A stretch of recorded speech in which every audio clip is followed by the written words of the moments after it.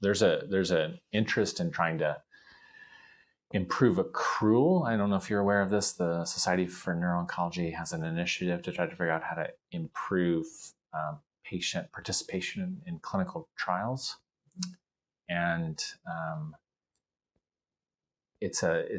right now it's a bit of a thought exercise. Is how do you figure out how to reach the person in East Texas who's just been diagnosed with a brain tumor? They've had surgery at their small center. They know nothing about the disease. How do I get that patient to Houston to go onto a clinical trial in 4 weeks or less? And that's a major challenge. You know, patients may not be aware of even what a clinical trial is. They may be told that the treatment that they're receiving at their community hospital is the same as it would be everywhere else because it's surgery and radiation and chemotherapy.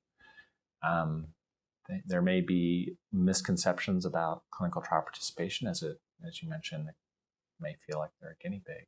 They're being experimented on. And then there are facility issues and physician-related issues. So some, facilities don't have the infrastructure to maintain clinical trials. Research nurses, they don't have money to manage clinical trial participation.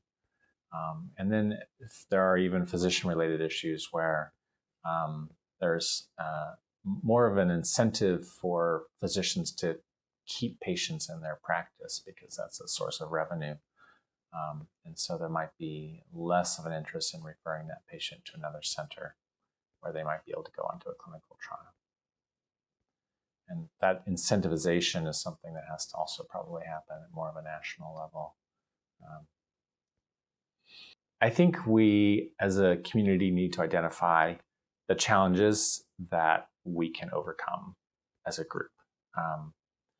I think we discussed the fact that patients might find it difficult to travel by car or too expensive to travel to a center where there's a clinical trial because of the distance or because of the cost and the hotel and parking and all of those things.